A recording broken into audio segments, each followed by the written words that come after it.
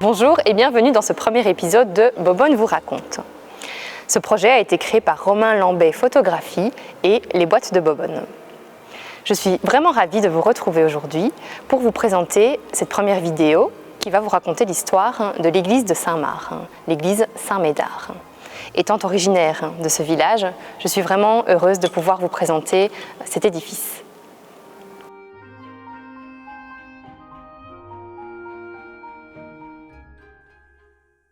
Retournons 1000 ans en arrière. On rencontre au bord de la Vire un petit bourg qui porte le nom gaulois de Basse-Vire. C'est un faubourg de Vertunum, le vieux Virton. Ce sont des terres basses, elles sont situées au niveau de la rivière, comme les habitations. Le bourg est souvent inondé.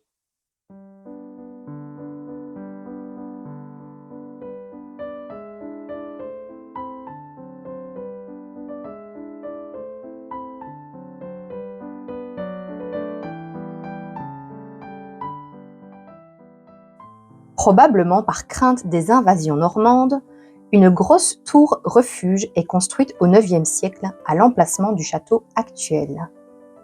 Cela rassure les habitants qui peuvent y trouver protection en cas d'attaque.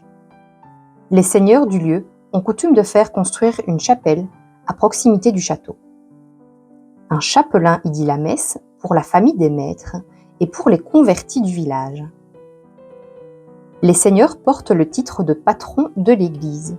Ils en sont propriétaires et pourvoient aux besoins matériels de l'église et du curé. C'est ainsi que naît la paroisse primitive de Saint-Marc.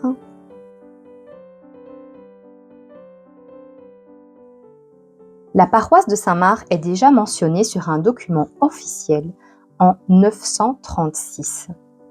Elle est rattachée à Verdun par l'empereur Othon le Grand. C'est à ce moment qu'elle se détache de la paroisse mère de Vieux-Virton. La paroisse est placée sous le patronage de Saint Médard. Cet évêque français du VIe siècle est connu pour son pouvoir de faire la pluie et le beau temps, ce qui convient très bien aux paroisses de campagne. De nombreuses paroisses de Gaume font partie du doyenné de Longuyon. Elles font partie de l'archevêché de Trèves et sont administrées par un évêque auxiliaire qui réside à Luxembourg ou à Montquintin. En 1273, les seigneurs de Saint-Marc font construire près de leur château une chapelle gothique. En tant que patrons et propriétaires de l'édifice, les seigneurs ont un droit de sépulture dans le chœur. C'est ainsi que plusieurs d'entre eux nous ont laissé une trace sous la forme de dalles funéraires.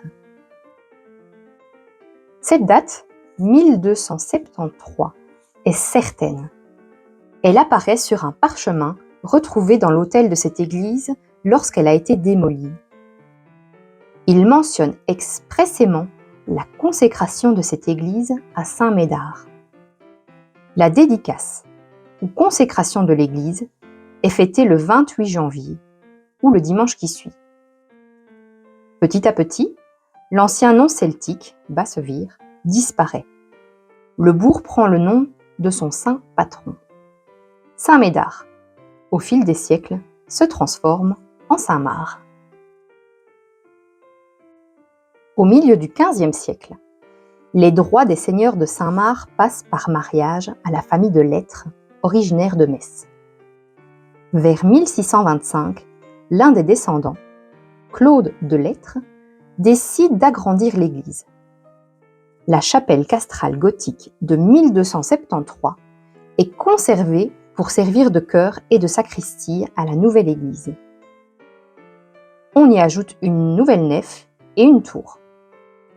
Il y a maintenant 3 nefs. La chapelle du XIIIe siècle mesurait 11,50 m de longueur. La nouvelle église en mesure 31. La tour supporte un clocher central entouré de 4 petites pyramides aux angles. Ce qui fait dire dès le début 5 clochers, 400 cloches. La famille de Lettres finance aussi généreusement le nouveau mobilier de l'église. Entre autres, 3 autels en chêne. 2 autels latéraux, transportés dans l'église actuelle, et un maître-autel dédié à Saint Médard de 1627 que l'on peut à présent voir à Lamorteau.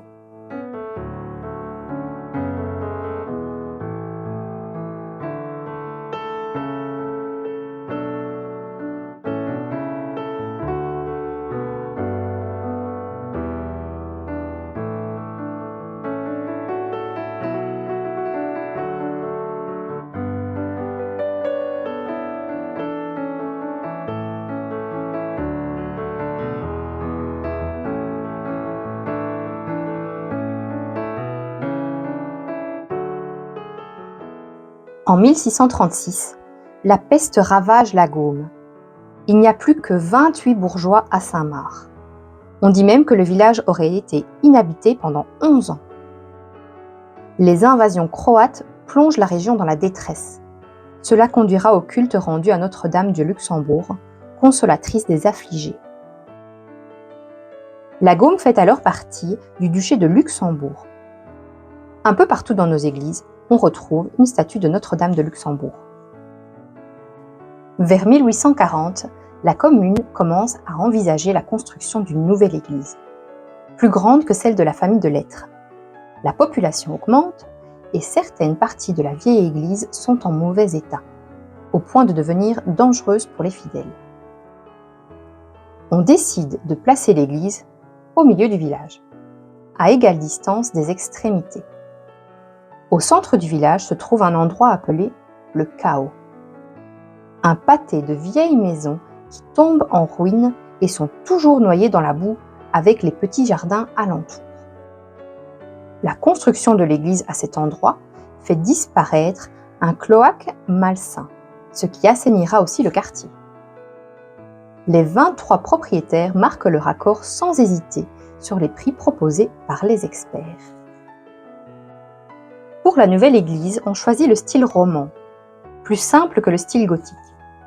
Il n'exige pas une coûteuse ornementation et des détails compliqués. Il convient mieux aussi aux églises de campagne. La façade et les murs extérieurs sont en pierre de la Malmaison et du Pays Bayard. Cette belle pierre dorée bien de chez nous. C'est la même pierre de taille qui dessine à l'intérieur toute l'ossature de l'église. Toutes les pierres sont taillées sur place par une équipe de Messancy.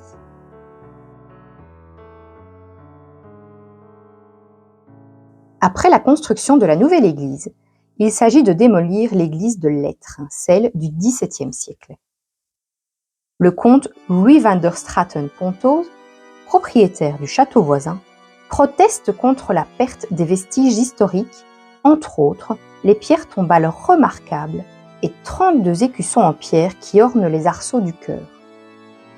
Ils font mémoire des alliés de la famille de Lettres depuis 1400.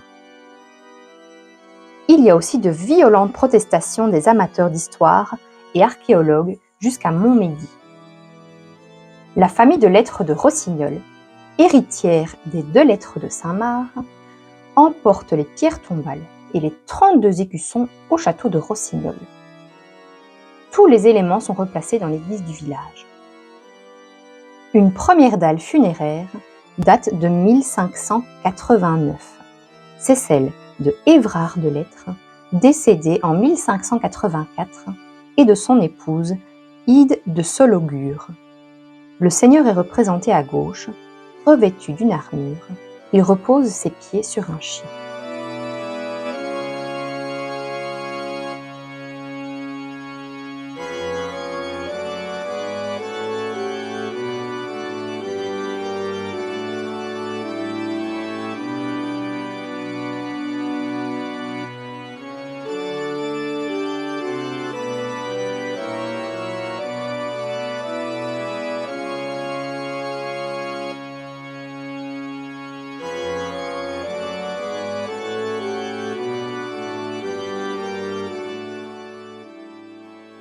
À leur côté, une autre dalle évoque Anne de Custine, seconde épouse d'Évrard de Lettres. Après la destruction du château de Saint-Marc, ravagé et incendié par les troupes françaises en 1552, Anne de Custine œuvre à la reconstruction du château. Elle décède en 1605, au château de Vichorru qu'elle a reconstruit. Elle a exprimé le désir d'être inhumée dans le cœur de l'Église, dans la plus grande simplicité. Le château que nous connaissons aujourd'hui est le résultat de sa ténacité. À l'intérieur de l'église qu'il vient de faire agrandir, Claude Delettre fait placer au-dessus de l'entrée des seigneurs, dans le transept de l'église, côté évangile, un émouvant monument en marbre noir et blanc en mémoire de sa femme décédée en 1632 et de 3 de leurs enfants morts au berceau. Louise de Waha est représentée agenouillée devant la Vierge. Elle est accompagnée de son fils Philippe, page de l'infante Isabelle. Privilège des seigneurs, les corps sont inhumés dans le chœur de l'église, ancienne chapelle castrale.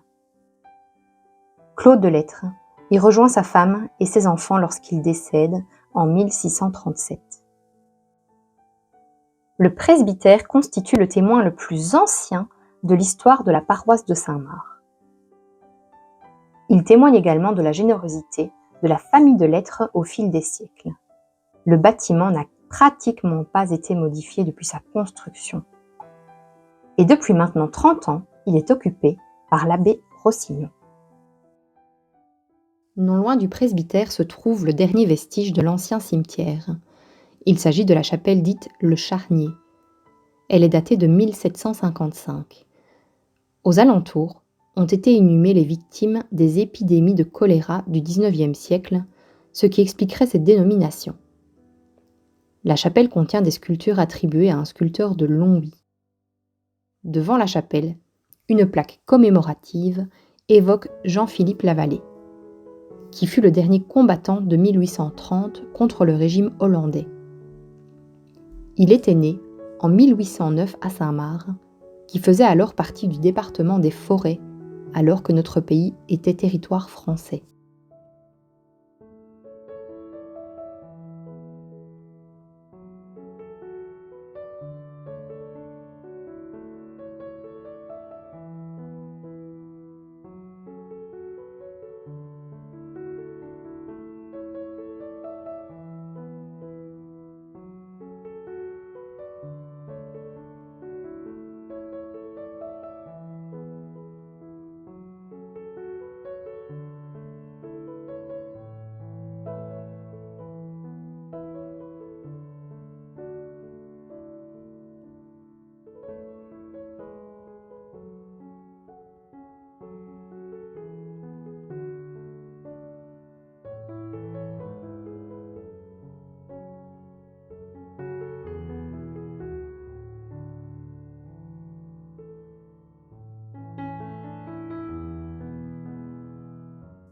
Saint-Médard est représenté avec un aigle, souvent aussi avec un cœur qui évoque sa charité. Il est le patron des personnes emprisonnées, des personnes atteintes d'une maladie mentale, de névralgie ou de migraine, des agriculteurs, des brasseurs. Il est invoqué contre le mauvais temps. Nous fêtons Saint-Médard le 8 juin.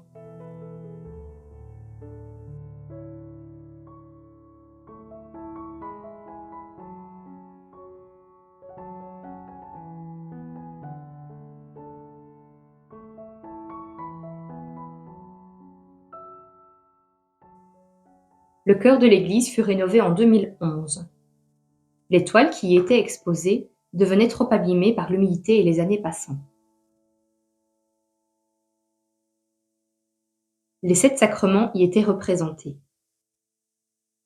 L'Église catholique en distingue 7, à savoir le baptême, la confirmation, l'Eucharistie, la réconciliation, l'onction des malades, l'ordination, le mariage.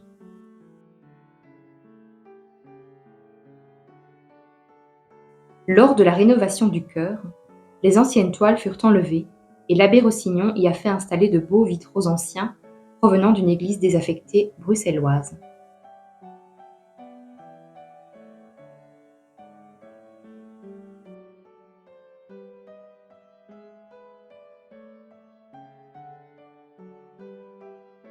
Le tabernacle que vous trouvez ici, où l'on range les hosties, date de 1751. Il se trouvait dans l'ancienne église.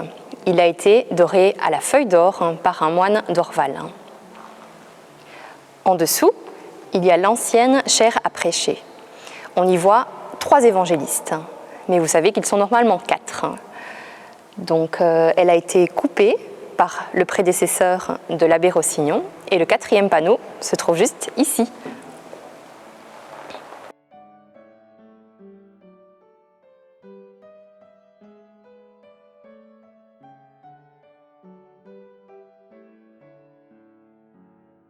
Une ancienne bannière où l'on voit Saint Médard ainsi que les lettres P, P, N, qui signifie priez pour nous, avec laquelle les processions étaient célébrées, est également exposée.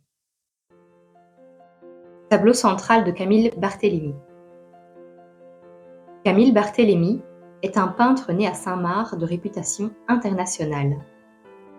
Son tableau représente le Christ sur une croix dans un environnement sidérurgique. L'église possède 2 autres œuvres de cet artiste. Ces bancs sont en chêne de la région. On les a récupérés dans l'ancienne église de Saint-Marc qui se trouvait près de la chapelle du Charnier.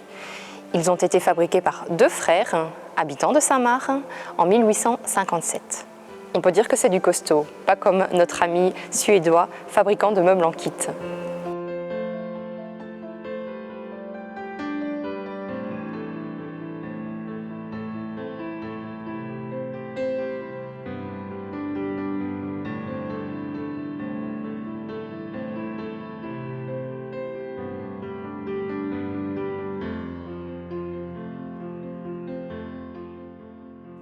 De chaque côté de l'église Saint-Médard, on peut retrouver des autels datés de 1700 qui proviennent de l'ancienne église.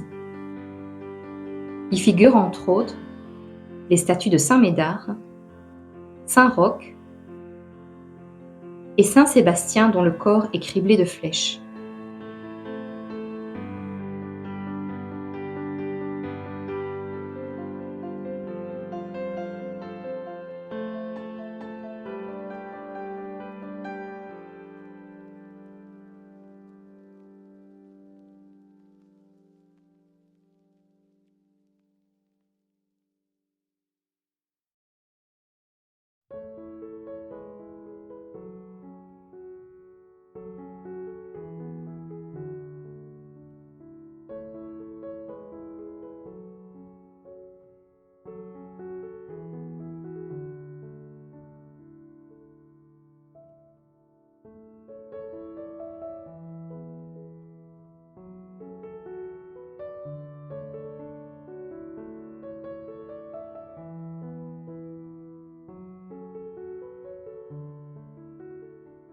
Sur les vitraux de l'église, on reconnaît Saint André, qui fut crucifié sur une croix en forme de X.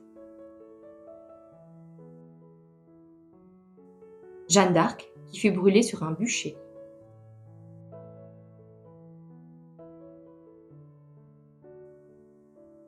Sainte Apolline, à qui on l'arrache des dents avec une tenaille. Autant dire qu'à l'époque, on ne rigolait pas.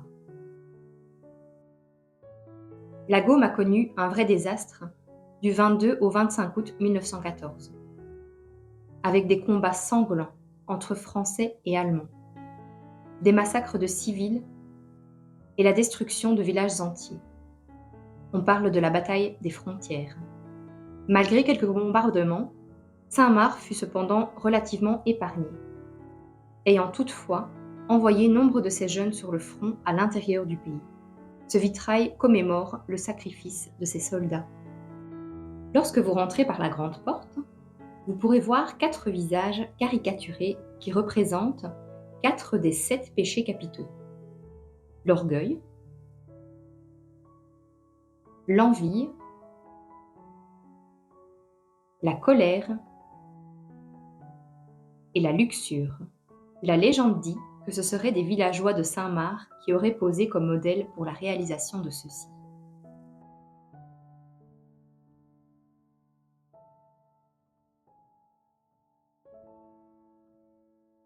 L'orgue datant de 1902 a été rénové en 2021 et fut électrifié pour offrir un meilleur son dans l'église.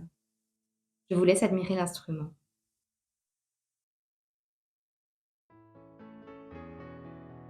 Merci, monsieur l'abbé. Pour ceux qui ne vous connaissent pas, pourriez-vous vous présenter en quelques mots? Alors, je m'appelle Albert Rossignon. Je suis né à Tintigny, Oui. il y a quasi 77 ans. Mon papa était instituteur. J'ai marché sur ses traces. J'ai fait l'école normale à Arlon. Et à l'âge de 19 ans et 4 mois, 19 ans et 4 mois, j'étais instituteur. D'accord. Dans un petit village appelé Poncel. Oui. Et j'avais 13 élèves. Voilà, donc j'ai d'abord été instituteur. Et puis je me suis senti profondément appelé à devenir prêtre. Là, c'est une histoire qui est assez compliquée, mais j'ai réfléchi beaucoup à cet appel intérieur. Certains disaient, penser, il est devenu fou. Ah oui, c'est pas normal. Mais non, il y avait cet appel profondément ancré en moi, qui revenait régulièrement. Et alors, pour être en paix avec moi-même, à l'âge de 27 ans, j'ai quitté mon métier d'enseignant. J'ai pris une année sabbatique de repos de 2 ans pour aller au séminaire de Namur. D'accord. Le séminaire, la boîte à curé, comme on disait. La boîte à curé. Non, attends. Alors voilà, j'ai fait d'abord les 2 premières années, ça a été secrètement, je pensais ne pas réussir. Ah. Mais comment ça se passe quand on rentre au séminaire, justement? Vous avez des examens à passer? Comment ça se passe en 2 mots, justement, l'entrée? Il y a d'abord une vie. Il y a 3 aspects. Il y a d'abord la vie intellectuelle. Donc on reçoit des cours. Et on a des sessions d'examen comme à l'université. Voilà. Avec des professeurs qui sont qualifiés. Moi j'ai comme professeur notamment un docteur en philosophie. Il y avait des gens très qualifiés. Oui. Deuxièmement, la vie communautaire. Donc on vit avec d'autres personnes, d'autres jeunes. Et là, c'était pas toujours facile. Moi, je suis rentré, j'avais 27 ans. Et je me retrouvais avec des gamins de 18, 19 ans. C'était pas toujours facile. Il y avait un décalage. Moi, j'aimais encore bien sortir, boire un bon coup. Ah, voilà. Oui. Bon. Et puis, la troisième partie, c'est la vie spirituelle. La vie spirituelle, c'est-à-dire qu'on te donnait l'occasion de prier et d'aller dans des monastères pour faire des retraites. D'accord. De manière à approfondir ta relation du Christ et de manière aussi à y répondre. Et c'est un peu sur base de ces 3 pôles que tu étais admis à la prêtrise ou recalé et même parfois renvoyé. D'accord. Moi, ça s'est plus ou moins bien passé puisque j'ai réussi. D'accord. Mais du coup, vous êtes né à Tintigny. Comment vous êtes venu à être le prêtre ici du village de Saint-Marc? Je suis donc né à Tintigny. J'ai d'abord été instituteur. J'ai été ordonné prêtre en 1978 et nommé par l'évêque de Namur. D'accord. Nommé comme vicaire de la paroisse d'Aubange. Vicaire, chez les Français, ils disent co-curé. J'étais le co-curé d'Aubange. Le co-curé. Et alors, je suis resté à Aubange pendant 8-9 ans. Je me suis très bien plu. Et puis un jour, l'évêque m'a dit, écoute Albert, il faudrait aller faire un tour à Saint-Marc. Voilà. Enfin, je suis arrivé ici à Saint-Marc sans connaître grand monde. J'avais juste des petits cousins qui habitent toujours d'ailleurs ici. Autrement, je ne connaissais pas grand monde. Et je suis ici depuis 35 ans. Mais du coup, on vous a donné la place ici à Saint-Marc. On vous a dit, Albert, il va falloir que tu prennes possession de l'église de Saint-Marc Oui, et mais animer. Et comment ça se passe? Vous allez devoir faire les messes? attention, quand je suis arrivé ici, donc il y avait déjà une petite équipe avec les autres prêtres. D'accord. Donc on n'était pas tout à fait seuls. Ok. Donc on travaille ensemble. Oui. Et de plus en plus ensemble d'ailleurs. Hein. Alors voilà, donc j'ai repris la paroisse. J'ai fait ce qu'un prêtre peut faire. La première chose, me semble-t-il, c'est d'être un témoin de l'Évangile. Je veux dire par là qu'il doit, par ses paroles et par ses actes, refléter l'Évangile. Ne pas faire n'importe quoi. Oui. Hein. On se rend compte de l'effet tout à fait pervers de la pédophilie chez les prêtres. Hein. C'est terrible, le mal que ça peut faire. Hein. Ou encore des prêtres, par exemple, qui ont été accusés de vol. Tout ça, ça a existé. Ça existe peut-être encore aujourd'hui. Enfin voilà, donc on doit avoir un devoir, je dirais, d'exemplarité. Oui. Ça ne veut pas dire être les meilleurs, mais en tous les cas, être fidèle à la vocation qui est d'annoncer l'Évangile. Ça, pour moi, c'est le cœur. Alors, comme activité, il y a toujours dans le cadre de l'évangélisation, il y a tout le travail réalisé au niveau de la catéchèse. Tu connais catéchèse? Oui, le catéchisme pour les enfants, c'est ça? Voilà. La catéchèse, ça a changé, hein, ça évolue, mais là, ce sont des lieux extrêmement forts. Être avec des enfants, leur parler de Jésus, c'est extraordinaire, parce que les enfants, on sent qu'ils ont faim, on sent qu'ils ont soif, parce qu'ils sont enfants. C'est-à-dire que la nature humaine ne les a pas encore trop enlaidis. Voilà. C'est magnifique. Catéchèse. Évidemment, j'aime beaucoup parce que j'étais instituteur. Oui. Donc, voilà.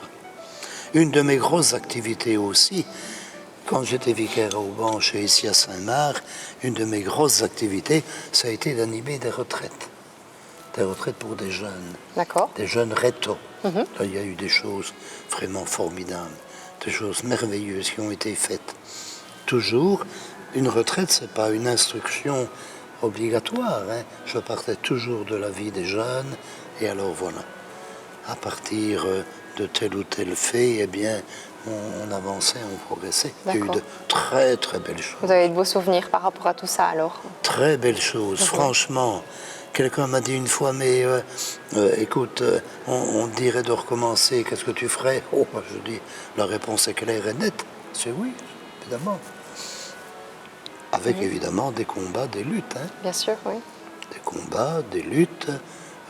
Il faut pouvoir vivre l'exemplarité. Il faut savoir se tenir dans certaines circonstances. On ne fait pas n'importe quoi. On essaie d'être correct. Voilà. Et quand vous êtes arrivé ici justement dans l'église de Saint-Marc, dans quel état elle était cette église? Alors quand je suis arrivé, j'étais triste parce que l'église n'était pas comme elle l'est maintenant. C'est-à-dire que maintenant on voit bien sûr les pierres de France qui n'ont pas changé, ce que l'on voit, une certaine propreté. Hein, l'église a été remise, repeinte, voilà une dizaine d'années, mais quand je suis arrivé ici, mon Dieu, il y avait du plâtras qui sautait là dans le cœur. Oh, c'était vraiment... Je dis, la première chose que tu vas faire, c'est restaurer cette église qui est si belle. J'ai notamment remis le chemin de croix. Tu vois là, le chemin de croix. Le chemin de croix, ça a été fait dans un atelier de Bruxelles. C'est des tableaux peints sur zinc et passés dans un four. Hein, je ne dis pas que ça a de la valeur extraordinaire, mais c'est très très beau. Et tout ça, on les avait remis quelque part.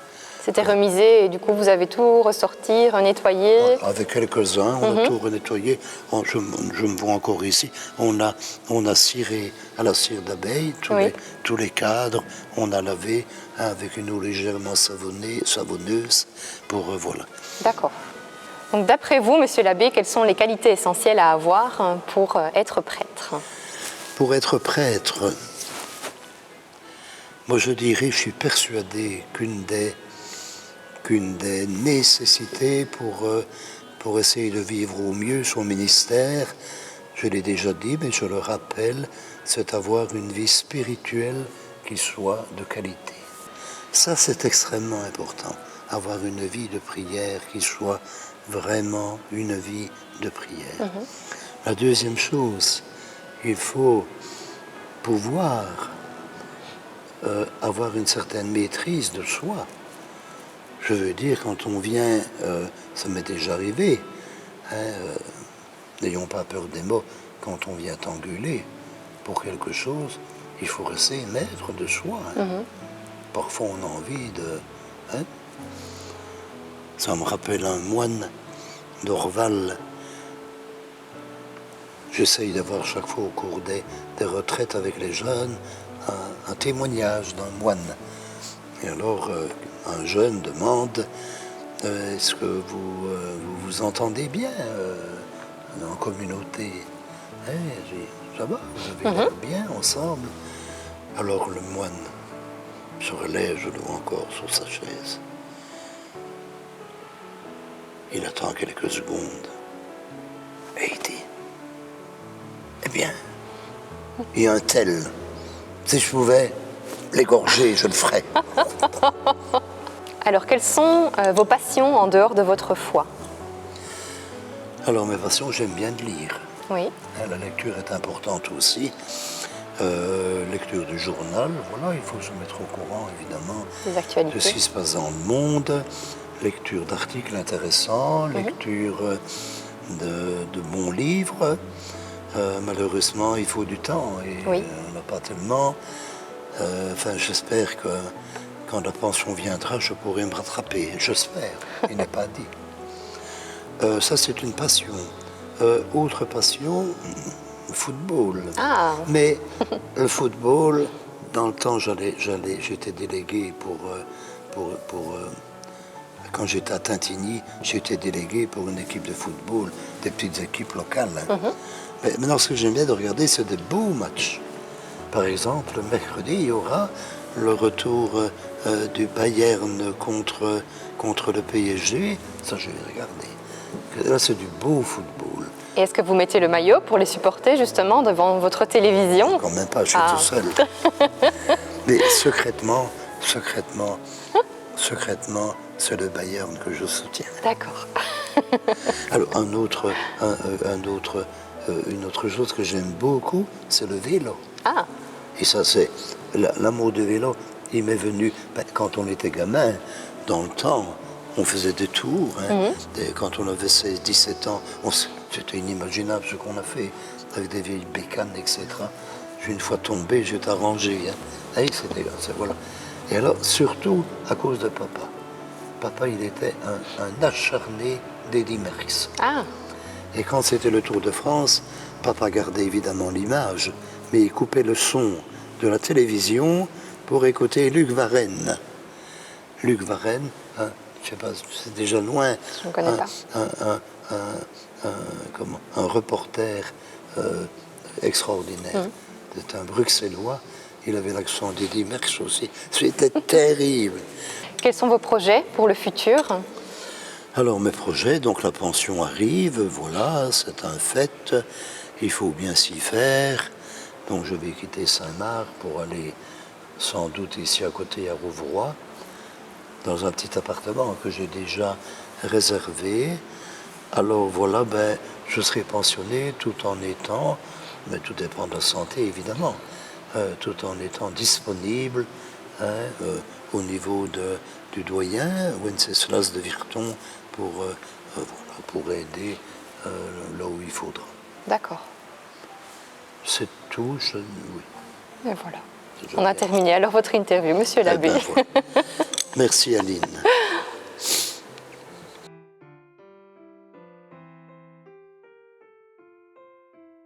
Alors j'ai entendu parler de quelque chose de spécial. Ici, vous auriez trouvé un trésor.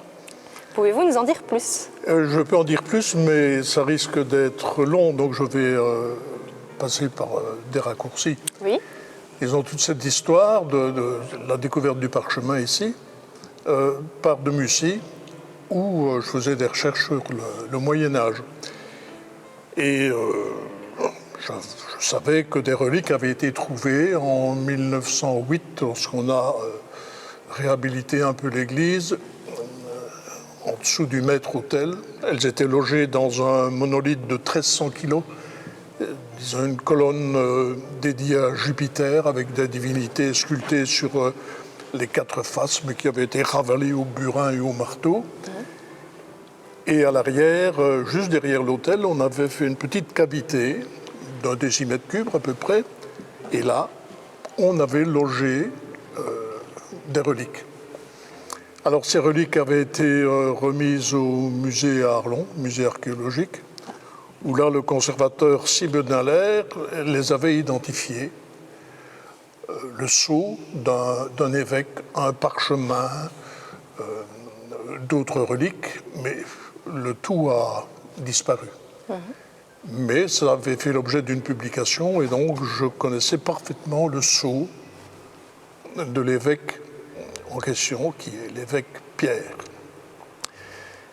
Et alors, en même temps, j'ai appris via un beau petit livre de l'abbé Billon, qui était curé ici, qu'un évêque Pierre avait consacré l'église ici. Et je me suis dit, mais c'est probablement le même, d'autant plus qu'à Chenois, on m'a renseigné également l'existence de reliques au même endroit, donc sous le maître-autel, etc.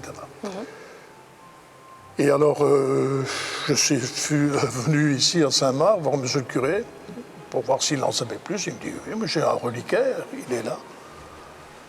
Alors, il m'a montré le reliquaire, et puis on sentait qu'il y avait quelque chose dans les entrailles du reliquaire. Et alors, je dis avec M. le curé, on va en savoir un peu plus. On est allé au presbytère, M. le curé a pris ses vis, etc. Les reliques, ce sont les restes corporels du Christ ou des saints et des saintes. Il s'agit non seulement de leurs dépouilles, mais aussi de tout ce qu'ils ont possédé ou des objets avec lesquels ils ont été en contact de leur vivant ou après leur mort. Les reliques ont été particulièrement vénérées au Moyen Âge.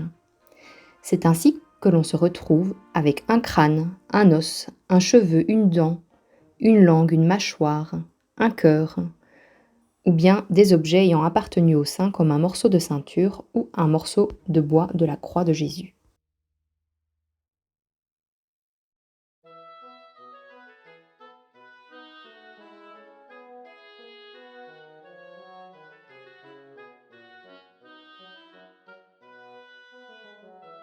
Nous sommes le 5 janvier 2018. Marc Monval vient chez moi. Il me dit, Monsieur le curé, j'aimerais bien voir dans votre église un reliquaire. Oh, je dis, Marc, je n'ai jamais vu ça. Et alors il m'a sorti une photo. Ah, mais ça, j'ai dans mon coffre de l'église. Et alors tous les deux, nous venons à l'église. Je vais ouvrir le coffre et je montre à Marc le reliquaire, dans lequel il pensait trouver le parchemin, l'acte de consécration de l'église ancienne qui se trouvait en face du presbytère. Je lui montre, il regarde à gauche et à droite, il voit des reliques, et alors voilà, il n'y a rien. Je dis, Marc, il fait froid dans notre église, je vais ranger le reliquaire dans le coffre. Mais, et c'est là la chance, avant de le ranger, je ne sais pas ce qui m'a pris, mais j'ai regardé en dessous. Oh, qu'est-ce que je vois? 4 petites vis. Je dis, Marc, il y a quelque chose là. Viens, venez, pardon, on va retourner chez moi. Nous arrivons le 5 janvier 2018. Il est aux environs de 14h45. Marc, je prends une petite pince. J'essaye d'enlever les vis. Ouh là là, c'est difficile, c'est rouillé. Il a très bien dit que le reliquaire était depuis des dizaines d'années dans le coffre qui est un endroit humide. Et j'arrive quand même à enlever. Et puis, le plateau ici, paf, il tombe sur la table de la cuisine. Et alors, je prends l'ensemble. Oh, Marc, qu'est-ce que je vois? Je vois une belle toile.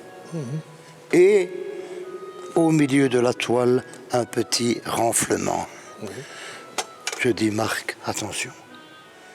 Attention. Et vous avez découpé la toile J'ai été chercher un cutter. au cutter. Et j'ai donné 1, 2, 3 coups dans la toile. Et alors, à ce moment-là, une petite trappe Voilà, le est parchemin. descendue. Et j'ai dit à Marc, le voici. Comment? Vous êtes sûr? Je dis oui, je suis sûr. Parce que il y avait un fil rouge. Et les reliques authentiques ont toutes un fil rouge.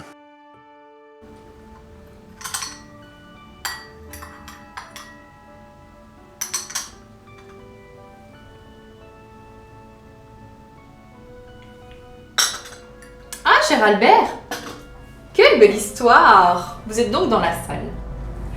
En parlant de ce fil rouge, nous avons nous aussi tiré sur celui-ci pour retrouver des personnes qui vous ont bien connu et qui nous ont raconté quelques anecdotes à votre sujet. Je vous laisse les découvrir.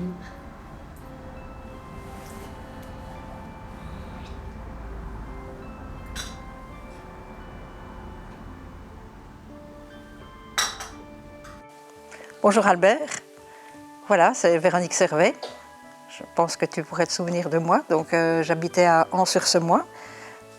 Je vais ici te faire voyager au tout début des années 70. Tu as été mon instituteur en 1972. J'étais en 4e primaire.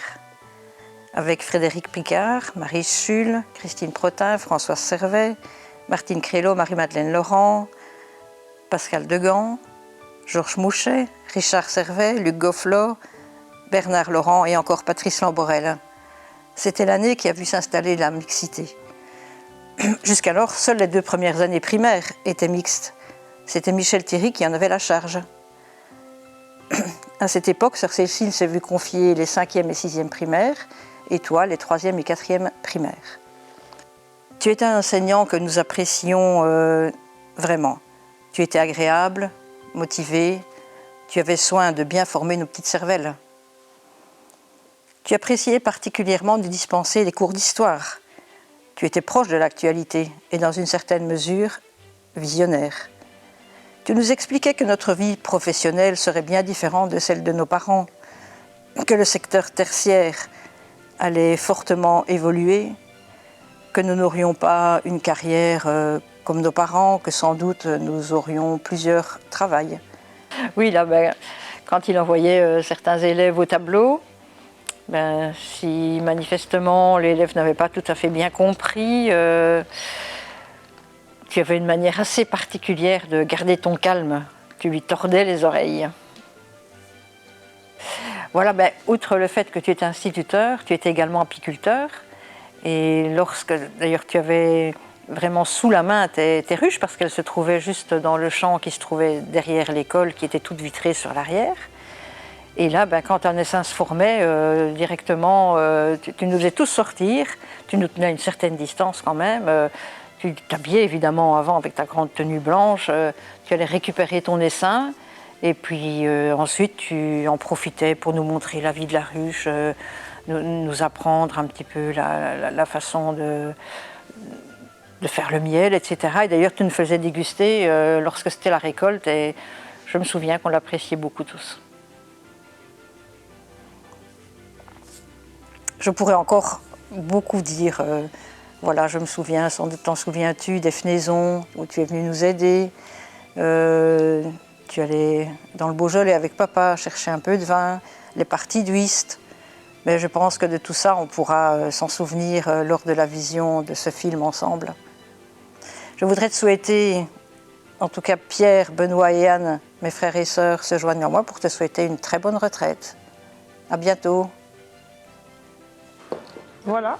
Nous sommes là ici pour faire la petite intervention pour Monsieur l'abbé qui était dans la vie de notre patron, qui a remis le patron en route ici à Saint-Marc il y a déjà quelques années, une bonne vingtaine d'années, dont nous faisions partie.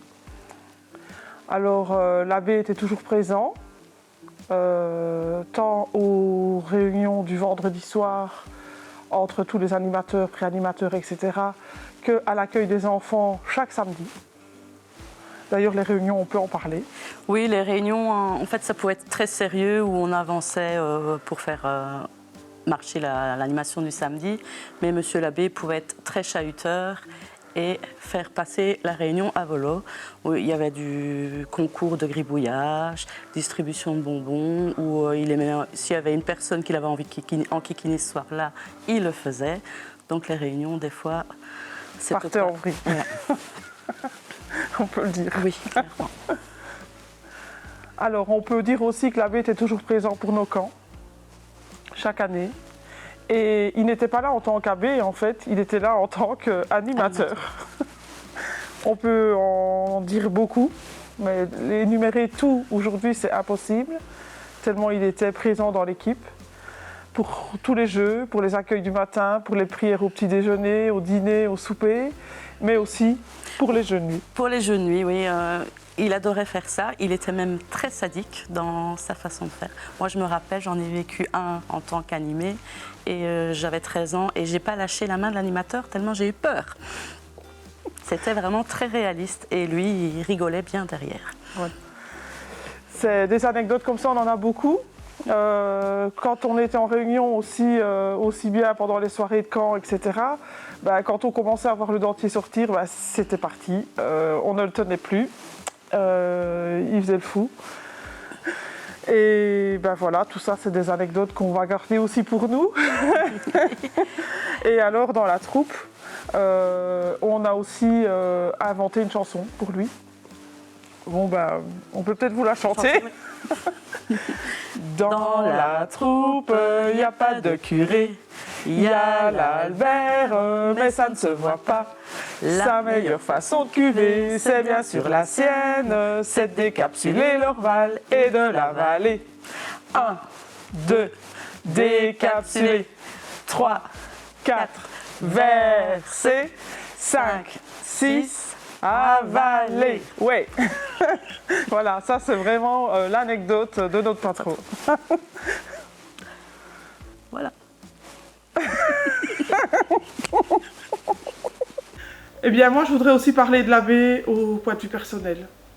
Parce qu'il a fait partie de ma vie, de ma vie de couple avec mon mari, Rémer Christophe.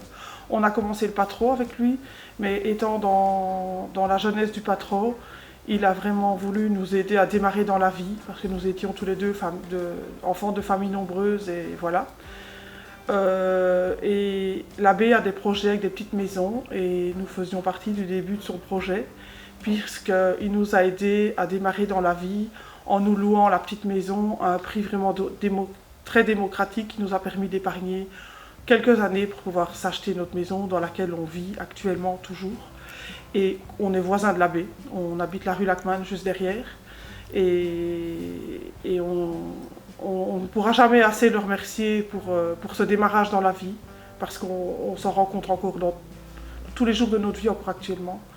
Il a été là pour tout, pour les moments difficiles, pour les moments très difficiles, pour les moments de bonheur, comme les baptêmes de nos enfants, les communions, notre mariage, qui était assez magique, parce que c'était notre attente, l'abbé nous marie. Et ce qu'on peut dire aussi, c'est que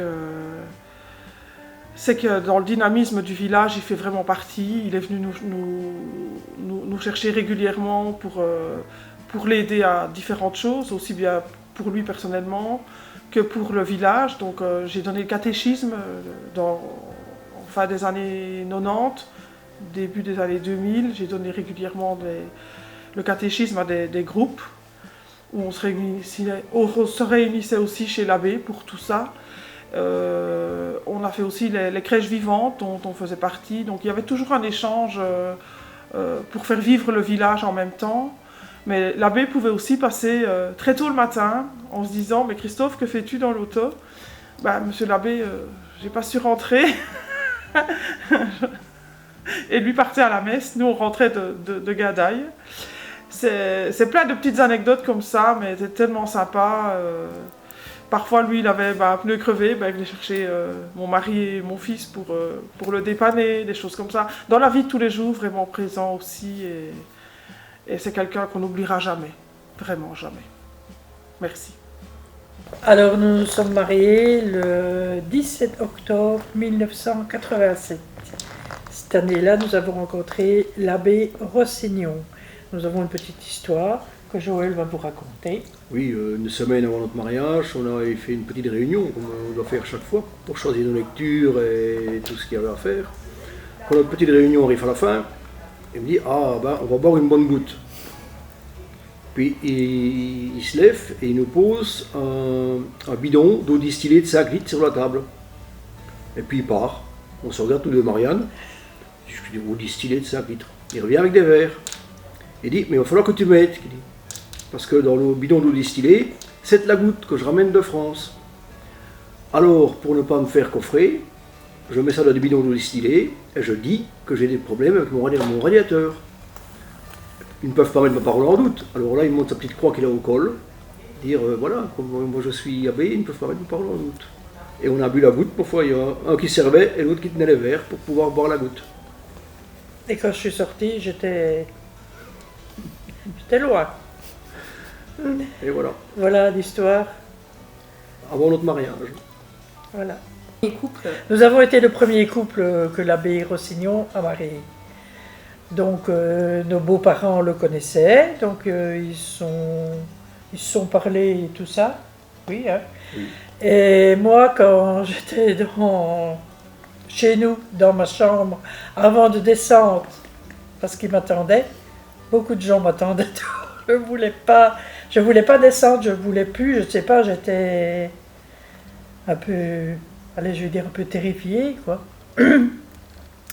Parce qu'à l'époque, la commune de Virton ne mariait pas les samedis. Les samedis. Il fallait se marier le vendredi, donc on était mariés civilement le vendredi à la commune, donc le 16, et le 17 à l'église. Donc voilà. Tous les invités attendaient devant la porte et elle ne voulait pas descendre. Voilà. Et qu'est-ce que tu as dit? J'ai dû la menacer que j'allais retourner, alors du coup elle est descendue quand même. Voilà. Alors l'abbé Rossignon a baptisé ma petite fille Betty. Et alors c'était vraiment comique parce que pendant que Albert faisait la bénédiction avec l'eau, Betty a ouvert la bouche et elle voulait boire l'eau. Donc tout le monde a évidemment rigolé dans la petite salle, dans la chapelle. Mais Albert ne s'est pas laissé démonter, il a continué sa cérémonie. Albert a un lien de parenté avec nous. Et alors une fois on l'a convié à la maison pour manger des gaufres. Et alors mon papa avait retrouvé toute une boîte contenant des anciennes photos. Et il voulait demander à Albert s'il reconnaissait certaines personnes pour les identifier. Et puis alors on a regardé vraiment toute la boîte. Albert ne retrouvait personne, n'identifiait personne. Et puis à un moment on a trouvé une photo avec la maman d'Albert. Donc Albert était hyper ému évidemment de retrouver cette photo et on lui en a offert une copie pour qu'il puisse la voir chez lui, une photo de sa maman.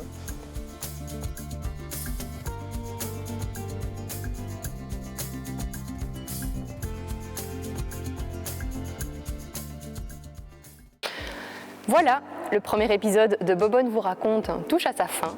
J'espère que vous avez pris autant de plaisir à le visionner que nous à le tourner. Et alors, j'espère que vous serez présents pour les prochaines éditions. Merci et à bientôt!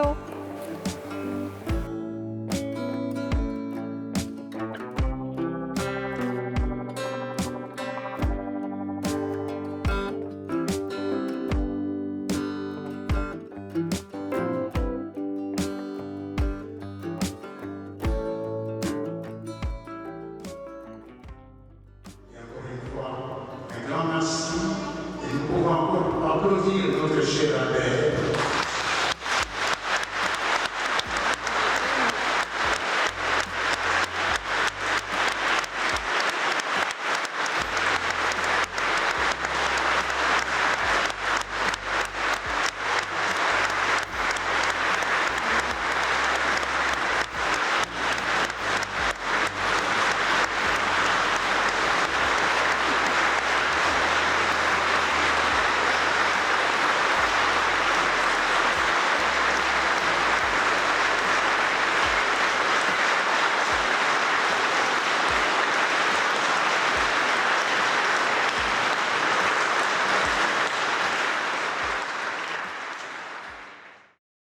Thank you.